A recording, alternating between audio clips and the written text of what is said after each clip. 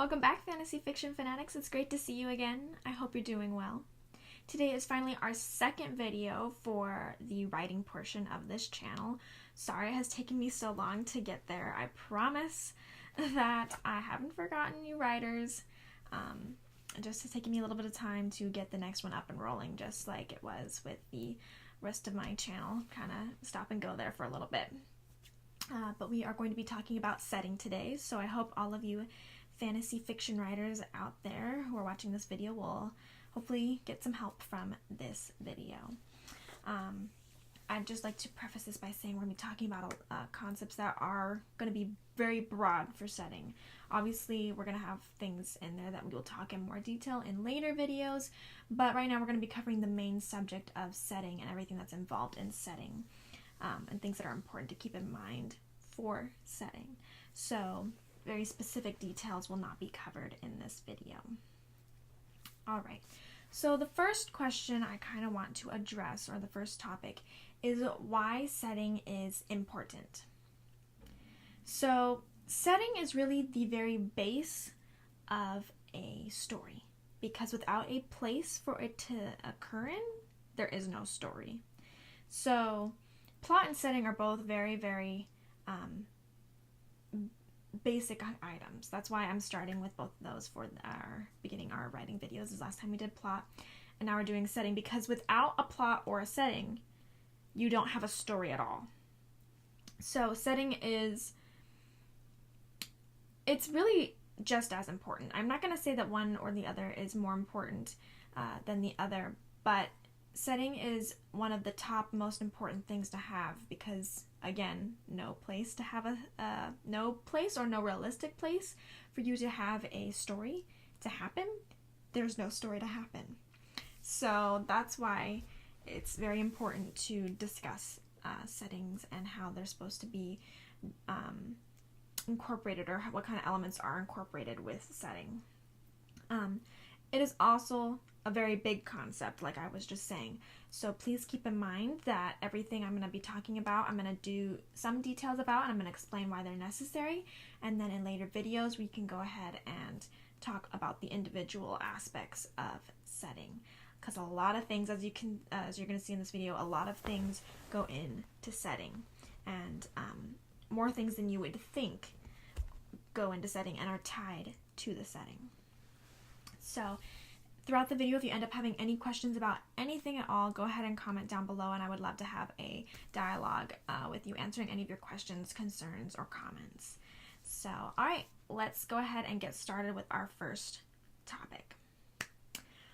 The first thing you have to decide before you can even get to the main portion of setting, the discussion of setting, for a fantasy fiction novel, is whether it's going to be an urban fantasy or a high fantasy.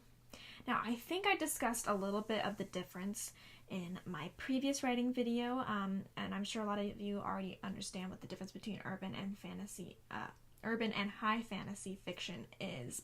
But I'm going to go ahead and go over it just one more time, just to make sure I've covered it for anybody who doesn't quite understand the concepts of the two different terms. Urban fantasy is going to be a story that takes place in Earth, on Earth. Or a version of Earth that has magical elements and fantasy elements brought into it. So basically it's a version of Earth that has both the fantasy elements and the real life elements. And a lot of times there's a acknowledgement of the technology that we have today, whether it's no longer exists, or it blends with magic, or it doesn't blend with magic, or whatever else, but it has some kind of relationship with magic. And the author includes both technology and magic in their world. Or their version of Earth that then has its own problems or whatever from having these blended things, these blended elements, the fantasy and the real life. Alright, and then the high fantasy is a world that is specifically created from the author out of their imagination, and has usually completely fantasy, usually magic-based world. Sometimes some authors do incorporate some kind of technology or something else, but most times it's a fully magical world that is created from the author's mind. Not always, but a lot of times it does have similarities to medieval times and things like that, where there's kings and royalty and that kind of stuff. Not always, but like I said, that's usually a common trope of a high fantasy, is that kind of era-related setting and politics and that kind of stuff. It's usually more of a royalty-based society and has magic. Okay, so now that we've kind of developed both the high and urban, kind of defining a little bit about what the normal tropes of those kind of styles are, that's going to be really important for our setting discussion, because setting is going to change drastically based on whether you're doing an urban fantasy or a high fantasy. So urban fantasy, like I mentioned, is very much based on Earth. So we're going to have very similar settings. We're going to have places that actually exist, places that actually people will know. So it's very important to get that kind of aspect right, because it is in the real world and people are going to expect it to follow a certain amount of reality when it comes to discussing these places, especially if you're going to discuss about places that people do live in and do visit and do know about. It is really important to have those details correct. Obviously, they will be changed, or part of the history of that place will be changed, or things that happen there will change, or whatever else, because you're adding in the fantasy elements that do not normally coincide with our normal world.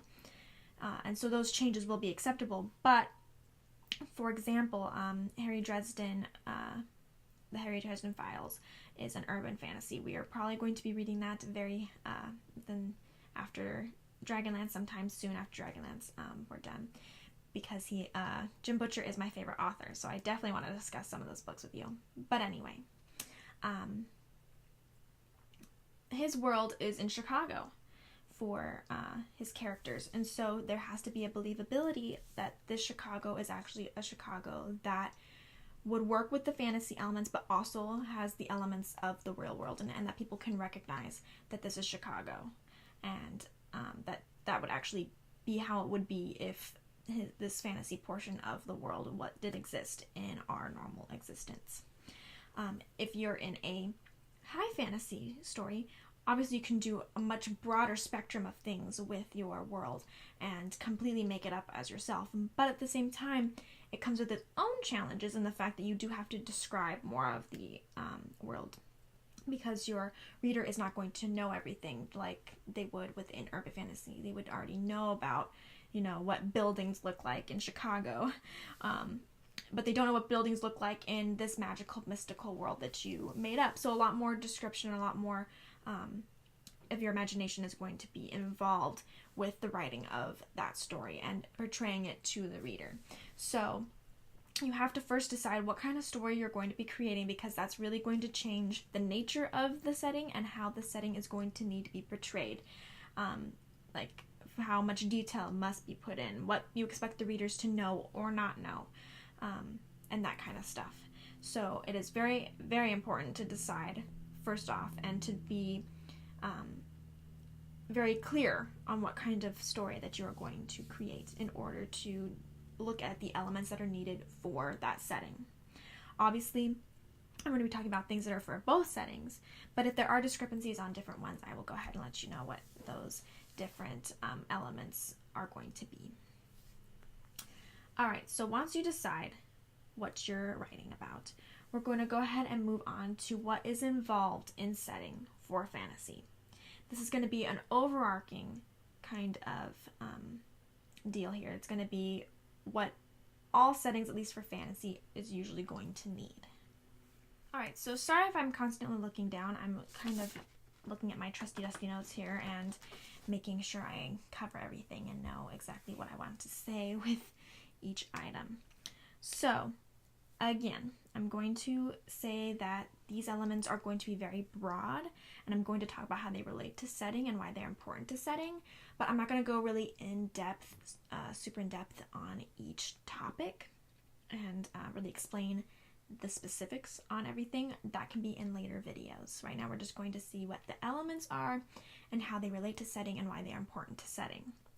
So if you have any questions about anything particular, you can either wait for a future video, or you're welcome to comment below, and I'm welcome to explain a little bit more about each of the individual items that I'm going to be listing. So for this discussion as well, we need to define that setting is both the small places that each character will individually interact with when they go there.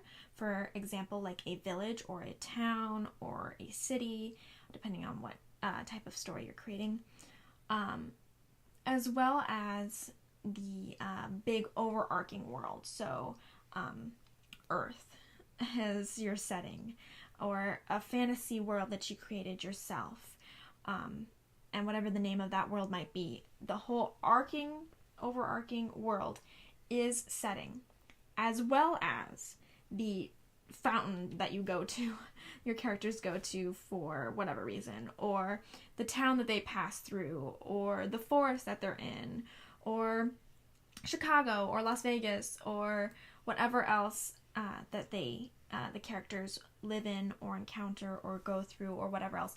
So setting is both very broad and very small in this discussion. You need to keep both in mind, and that's what this list is coming from, is having some things that relate to the whole world and some things that relate to very specific elements of this world. Okay, so the first one is going to be the obvious. Setting is the environment. So that's pretty much what most people think of when they think of setting, is where they're at specifically in that moment. So, for example, if you're in a fantasy world and you're in a forest, that's your setting, and you have your environment is the trees and the dirt and the clearing or whatever else that you have going on with this forest.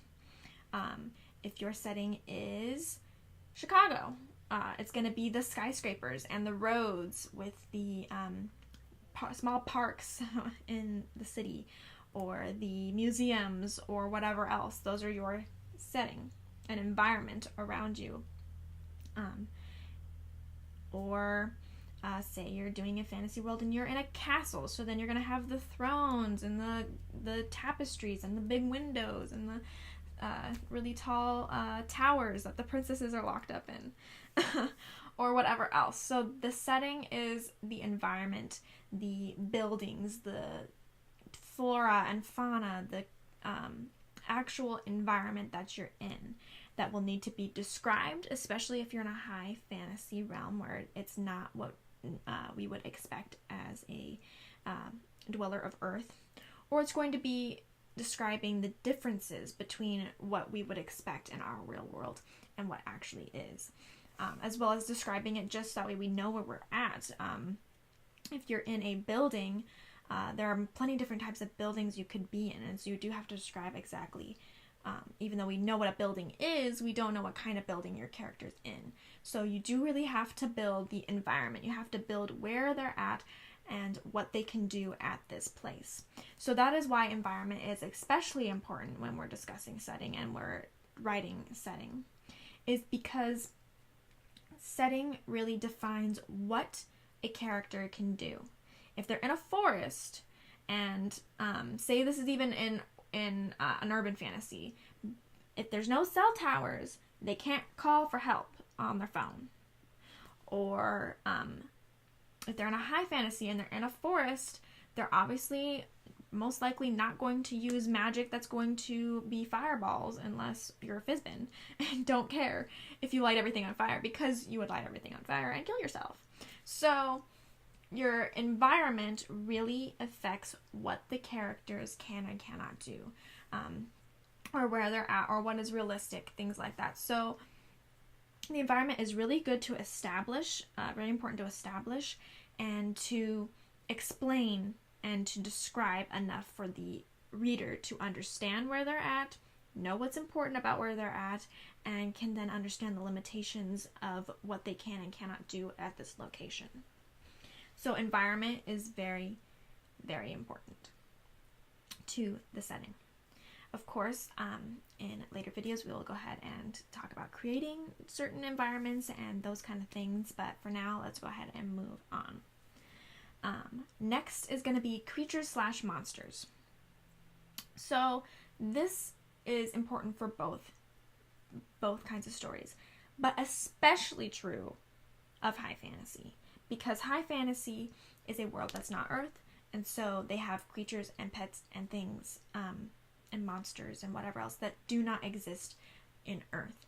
So you really do have to, in order to build your world and to make it what it is, you're going to have creatures and monsters and pets and those kind of things and animals and whatever else. So it is really important to create a world and to create a setting is to have these in them. But it's also important for an urban fantasy, because even though we know like the normal things about dogs and cats and lions and tigers and bears, oh my, it's important that the fantasy elements that are involved might involve creatures that do not normally exist in this world. And so any of those creatures are going to be brought in and are going to need to be explained and are important to the environment and the setting, because this is not Earth officially. When it's an urban fantasy, it's going to be Earth with fantasy elements in it, which means that the setting is actually different and is required to have these creatures in order to be the setting that you are in. Does that make any sense? I feel like it makes sense in my brain, and then I'm trying to say it and it's not coming out as good as it could. So please let me know on this topic, especially if you have any questions. But yeah, so that's why I'm talking about this for setting, is because settings have some kind of creatures or animals or whatever else that are in the setting. This is a world, big world setting view. Is the creatures that are in it define what the setting is. Just like, for example, if you go to the savannah in real life, you're going to have different animals than if you go to the Arctic. So the setting is made up, and if it's affected by what creatures live there. What do you have to look out for when you go there? So even in real life, if we're going to make it an example, is that the setting is linked to the creatures that can live there and can be there, and part of the setting is the creatures and the animals that live there. If that makes any sense. I think that came out a little bit better. Let me know. Okay, so we've established that. The next one is places. So this is going to be kind of a mixture between the whole world view and the small setting-wise, because you need places in order for things to happen. So this is kind of like a whole, like I mentioned, the whole point of setting, but it's important for places in a setting for things to happen, obviously, but also because places are different depending on where you're at. So going back to my example of the savannah versus the Arctic, the savannah is a very different place than the Arctic. The Arctic is cold and snowy, and it's got ice and glaciers, and we've got all the other elements that are there, versus the savannah where it's hot and it's deserty, and we don't really want to be there because there's nothing there. Or maybe grasslands in certain parts of the savannah. So going to different places, or even to different cities, or to different anything, like down the street or whatever, it's going to be a different thing. So depending on how far you go is going to depend on how different the places are, but every place is different. So it's very important to establish what kind of place this is, what kind of desert this is, what kind of Arctic this is, what kind of anything this is.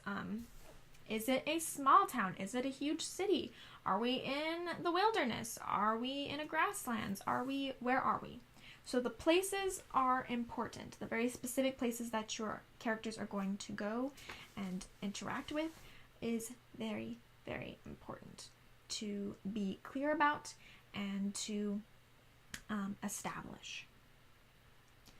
Okay, next thing is things. Now you're probably like, how do things relate to setting?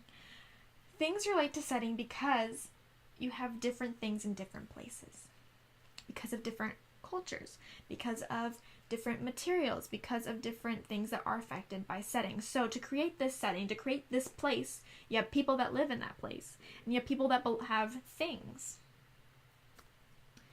So because you have people that have things, and you have different areas or whatever, so in different cultures, they're going to have different things in that place. So to establish the setting, it is very important to also think about the kinds of things that would be in this place. Depending on if, say, they are a cold weather place or whatever, they're going to have a lot more jackets, they're going to have more furs, they're going to have more things to keep warm. The things that they might have might be made more out of the materials that they have with them. So maybe they don't have tons of trees and things like that up there, so they don't have many things that are made out of wood, and the wood they save is for building fires and creating warmth. Or maybe they live in a desert, and the things that they have are all about finding their way in the desert in case you get lost. So they have bunches of compasses, or maybe they have a bunch of solar powered stuff because they always have the sun, or whatever else. Or maybe it's gonna have a fantasy realm that has things like elves, and they live in the woods like a typical woodland elf.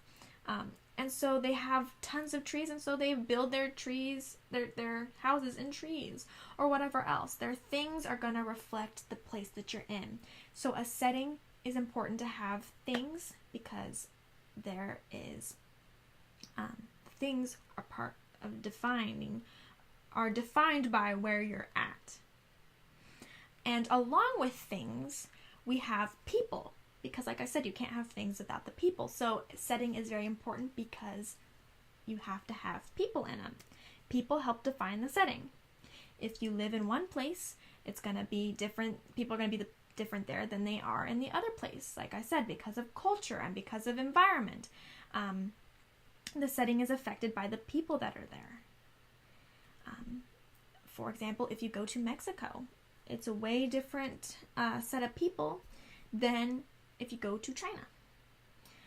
So people also make up the setting, which you're probably thinking like, that's ridiculous, like these are all separate things, but really it's all tied together. You can't have a setting without a place, and you can't have a setting without people, or even a place that has a lack of people, and that's going to be noticed, because if you know, like here on Earth, there's very few places that don't have anybody living in them. Usually people are, even if they are more third world, not overly technology-based people, and they're still back in their hunting days or whatever, then there's still people there.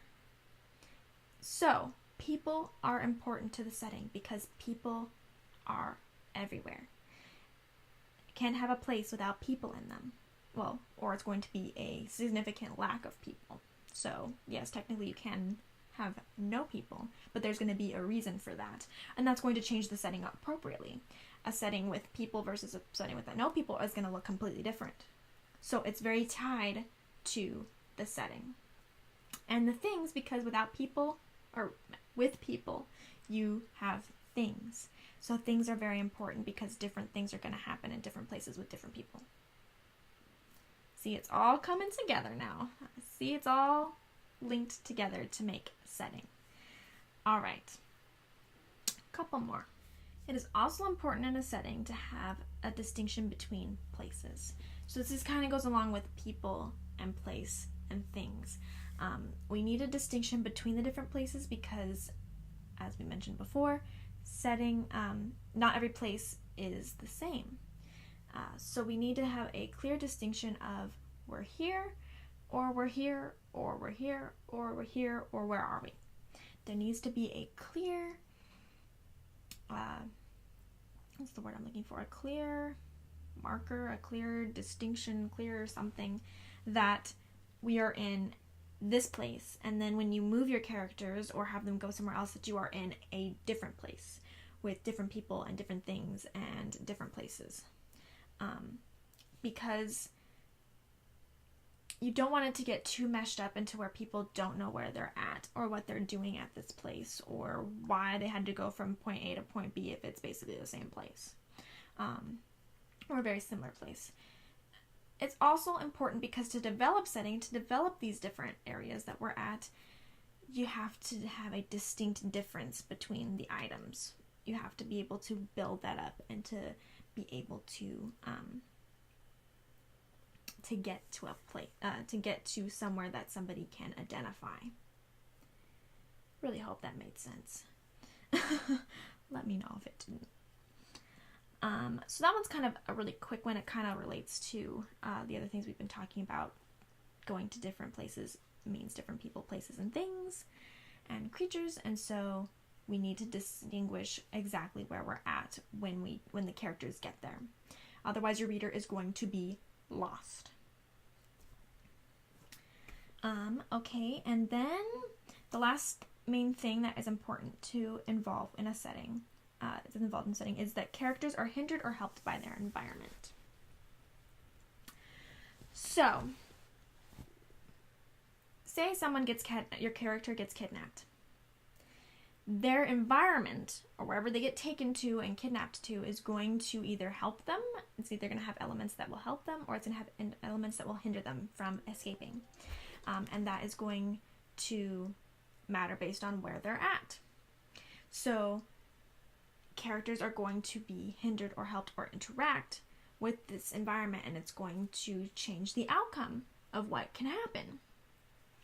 Same thing with just interacting normally. If you go to a town and there's a marketplace, the character might interact with the people at that marketplace or buy some things or whatever else. So it's very characters are going to interact with your environment, is going to interact with the setting, and the setting is going to delineate, is that the right word? Delineate what a character can or cannot do depending on where they're at. Because either the environment has it or it doesn't have it. It'll either help them or it'll hinder them, depending on what you're having your character do and where they're at. So that's another thing that's going to be involved with setting, and it's important to keep in mind when you've got setting. So if you're going to take your character to be kidnapped and they're going to be stored in a cell, that's going to change what kind of escape options they have. You can't just have them, they're in a cell, they're not going to have, like rope just handy in their cell in order for them to climb up to a vent or something like that. Depending on, I know you're probably thinking like what cell is going to have a vent, but it's kind of hard to make things up right on the top of my mind here. Or if you're going to have them be kept in a place that's very Arctic or whatever, you're not going to have you're going to be slipping and sliding on the ice as they're trying to get away. They're not going to just be able to run across, and it's going to be grassy outside, so it's going to have different things that's going to manipulate or what's available for your character to do or don't do. It's going to change what story you're able to write based on what setting you put them in. So if you want them to be swinging from vines in the jungle, you're not going to put them in a plain where there's no trees.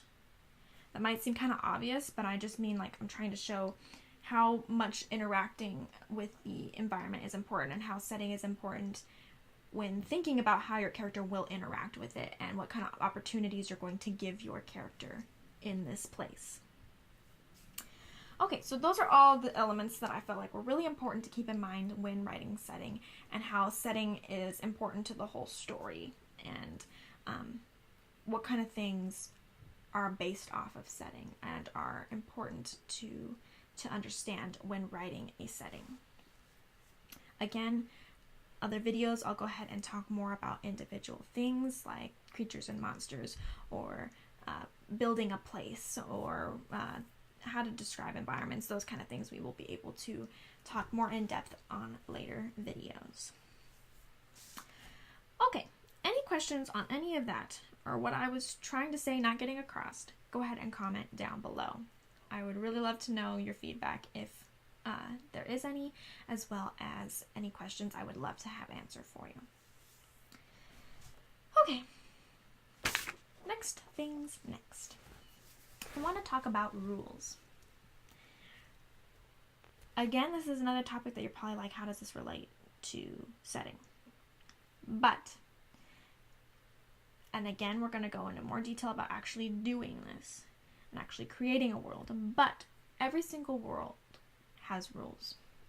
Every single setting has rules, whether it be rules that are made by humans, like laws and such, or laws that are, or rules that are implemented because of the environment, or because of science, or because of magic. Rules are very important in setting, and it's very important for world building, especially for high fantasy, where you're actually building a world. You're building the setting. You're building a place. It is very important to have rules and to be consistent with those rules, because only certain things can happen in any world. If you are inconsistent or let anything happen, it's not going to be a good story that has struggles that the character can go through. They're just going to walk through everything like it's nothing. And evil will automatically win, or good will automatically win, because you're just giving them all the power in the world.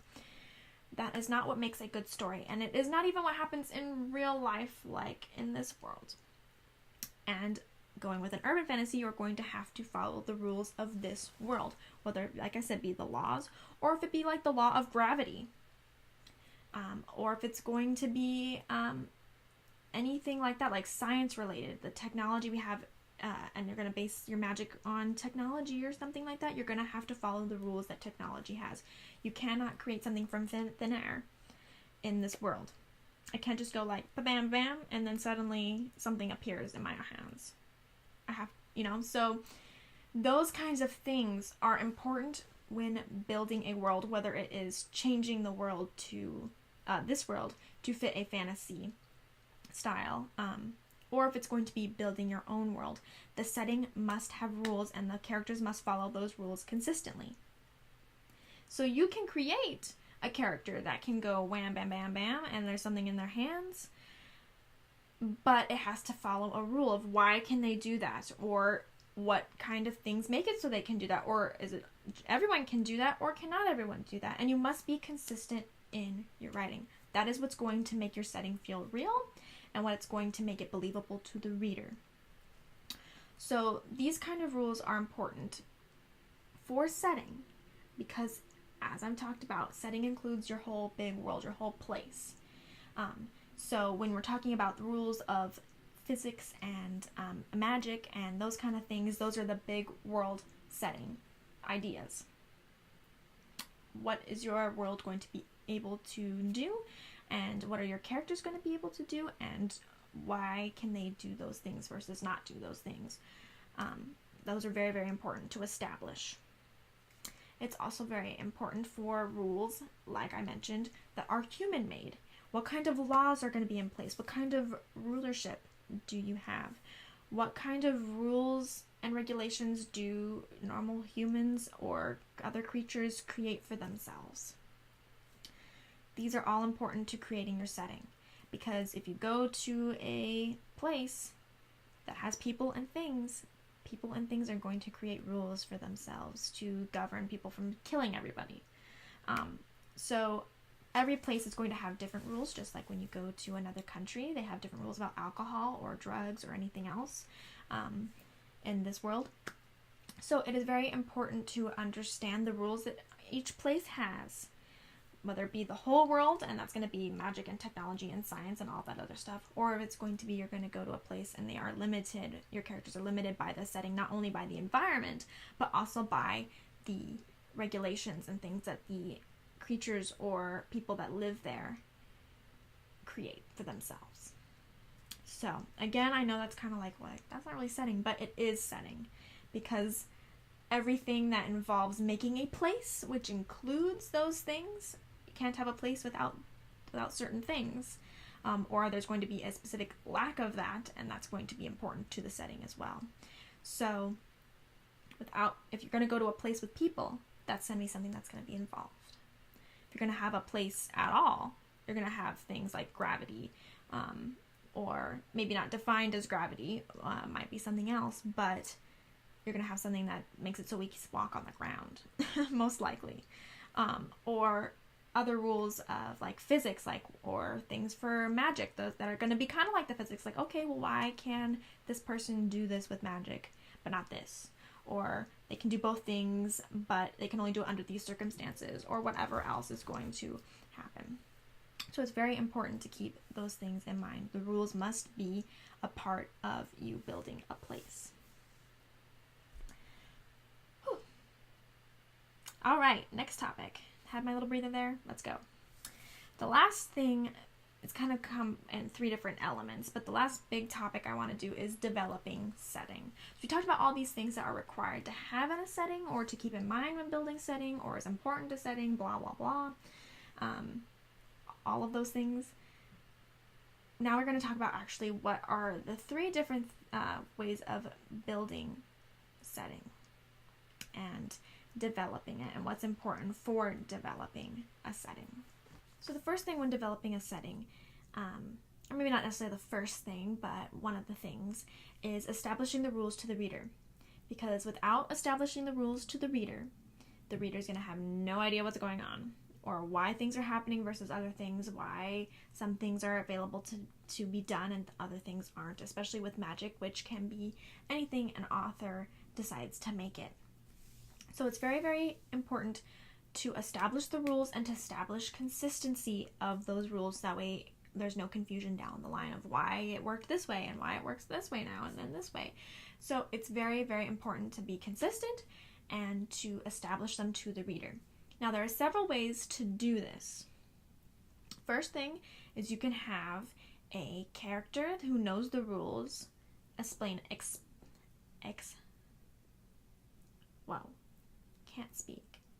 explain it to someone who doesn't know the rules. Now, this might be someone who, say, the rules of magic to someone who isn't a magic user. The non-magic user is not necessarily going to know how magic works just because they live in a world with magic. For example, I use my cell phone all the time. Do I know exactly how it's made and how the programs work and to program and everything like that? Nope. None of it. Just like, we drive our cars and we don't know how to build a car ourselves without being taught. Same thing. A character who knows magic or knows of certain rules that the others don't can explain it, and that's how we can explain it then to the reader, is from one person who doesn't know, who knows, to one that doesn't. You can also do it as showing them, like saying, okay, this character does this at this point, and then the next time at that point comes again, that they do it again. So consistency through showing them like they're doing the same thing or similar thing again and again, or this is how they cast a spell, and the next time they cast a spell, it happens the same way, it just has different words, or whatever else.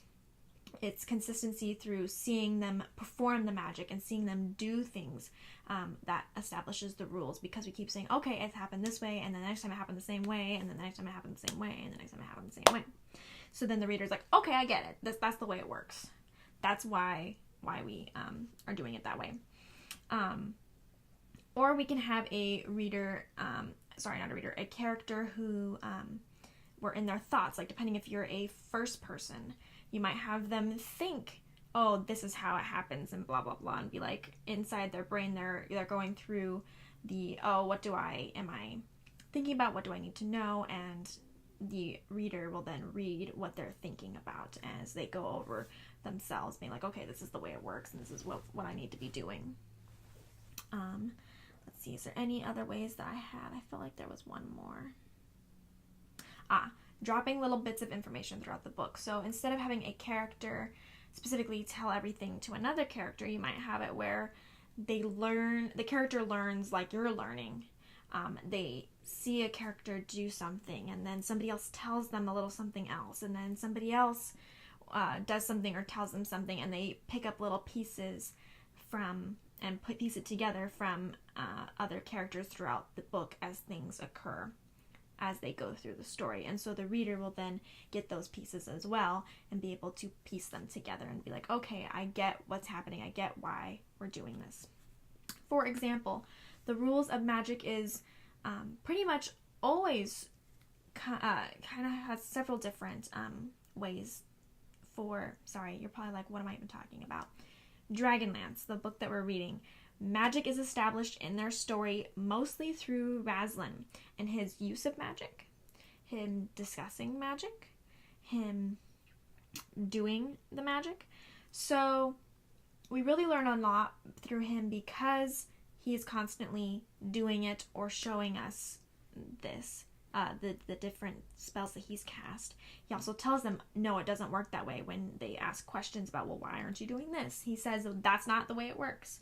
So you can also blend these different elements, and you can do more than one. But I'd say mostly with Dragonlance, it's kind of more like pieces here and there. You're kind of learning as Razlan continues to do it, as he talks about it, whatever. You piece together like, okay, this is how the magic works through things that have been mentioned throughout the book. Now, depending on what kind of story you're writing, depending on the point of view, depending on the high or urban fantasy type of thing, you're going to have different ways of telling people. For example, if it's an urban fantasy where a lot of people know how magic works because it's like a part of their everyday lives, then it will be different. You're not going to have a character who doesn't know as much. And so that's not going to really be explained that way. It's going to be more of you experiencing the world and the setting, and you're going to be picking up those pieces more than likely. But you might have a story where a person from our world goes to a completely new fantasy world, in which case they know nothing about this world, and the characters might have to then explain it to them as they continue to interact with the new setting and the new world. So many ways to establish it and develop it, but of course you want to make sure that you are consistent and that you are clear on exactly what you are trying to tell your audience about this world and how the setting is involved with these rules. The next thing is going to be developing an environment. Now, obviously, this is going to be more of the obvious one. This is going to be description. It's going to be the main way of getting it across to the reader. But it depends on what kind of story you're writing in order to know how much description and what you should describe. So for example, like we talked about earlier, in an urban fantasy, we're going to know what a skyscraper looks like. And you're not going to have to be completely detailed about this building that's, has 50 stories or whatever. But you will have to still describe some elements, like you'll have to do maybe what the lobby looks like, depending on if that's where you go into that building. Or you're on the 58th floor and you're going to describe the scenery down below because of whatever reason that you're up there and you want to have them looking out for some reason. That might be something that you describe, depending on what you're having your characters do or what is important to the story. But we're going to assume that the readers know things from that come from our world, and they're going to know what those things look like and how those things behave or what you would expect from those kinds of settings. And then you'll just have to describe more about the unusual items or the things that you really want to get down into the nitty-gritty about. The things that you are going to have to describe when you go to a high fantasy, though, is going to be a lot more. It's going to need a lot more development. It's going to need a lot more richness. It's going to be a lot more detailed because these kind of things are not seen in the real world. Though, if something you are describing is similar to the real world, you don't have to describe it as much because once you get the basis in, people are going to be like, oh, I know what that is. We have that also in our own daily lives. So you're going to have to really pick and choose what you describe, how much detail you go into, and how unusual it is. And as well as why are we describing it. So the setting is important for developing the area around us, but what are the most important things to focus on? That's always going to be a important question. And of course, I'm sure we're going to do another video that's going to be a lot more in depth on actually developing a world and how you describe things and what you should and shouldn't describe. But mostly it's going to be based on how your character interacts with the setting and what they would notice, which kind of leads to character development. We'll talk a little bit about that. but also what's important for them during the scene. What are they supposed to notice because they're going to be using that, or because that is something that is specific to the setting that you want the reader to know. Like that will develop in this area, all these houses have this particular item. You're going to want to describe that item because that is important to the actual setting. So make sure that you describe the things that are truly important and the things that make the setting different from other places, but not so many details on things that people can easily know and figure out and don't need so much description on. So fantasy elements and things that are weird, yes. Things that are very similar to our world, not needed as much. So, but it's also important to make sure that you are clear on exactly where they're at with your descriptions and what they exactly have to offer around them. So some descriptions might be like with a forest, say you have a forest but the trees look different than they would like normally in this world. You might have to do quite a bit of description in order to get across what's different about these trees. Or if you're in a forest that is very similar to like our own, not so much description, and you're going to talk more about the specific details that make it different than a forest that would normally be in our world now. Okay, I hope I wasn't too redundant on that. I feel like I covered everything on that base though. So let's go ahead and talk about the third thing. The third thing is progressing it like a character. So yes, the setting is kind of a stasis thing in the fact that a place doesn't change and evolve in the same way or at the same rate as a character, but it is important to reveal things and to progress at least our knowledge about it and progress our understanding of it, which might then change our view of said place or setting. So setting does go through its own changes and its own thoughts and ideas as we continue to go through, because when we're talking about the big portion of the setting, that's going to change because we've been here and we've been here and we've been here and we've been here and we've been here and we've seen a whole lot more of this world and this setting and this place. So we're going to know a lot more and our thoughts on it are going to be changed. For example, if you're following me with the Dragonlance stories, you kind of have a different sense of what exactly Kryn is. This world, now that you've been to these different places, you see these different settings and you see how different they are and what different events that happen with them and how specific they are. Or as also their similarities, like Pax Tharkus, you see how evil and corrupted it's become, and then you go to Verminiard's place with the mines and everything, and you see how it's very similar and it's corrupted and has the similarities there. So you get new ideas about it. But also, for example, we do go through changes in the fact that when we first started, we were in Solus with the Inn of the Last Home. And the meeting there and how that environment was. And then during the second half, or the book 2 portion of book 1, we end up starting back there. And we go and see Solus now that it's been burned to the ground and the setting is completely changed. The inn is on the ground. The people have completely changed. The whole environment is different. So settings do go through changes and revelations and their own things as well. So it's not so stasis that you don't notice anything different from them. So it is important to keep in mind how your setting is going to change, what's going to change as your characters do things, because as events happen, things happen. For example, when the dragons came and burned down your place, your setting changed. For here in the real life, when a tsunami comes and washes away thousands of people's homes, that changes our setting, that changes what our environment is, and the people and the things that are available to happen and stuff like that. So you really need to be conscientious that, especially if you're going to return to similar places, how has that place changed since they have been there before? So it's really important to understand that the setting will change and have its own kind of progression and its own transformation throughout the book, especially if you're going to do a setting multiple times. Whew. So to kind of wrap up those 3 sections together, these kind of things are very important for developing the setting, letting people know where you're at, what's going on, and that we have moved from one point in time to another point in time. Because, like I said, point A of Solus versus point B. Time has changed, things have happened, life is different. So time changes everything, people and places. And so it's important to, in its development, is to show not only what it is at the time, but also what it will become in the future as you continue going through your story.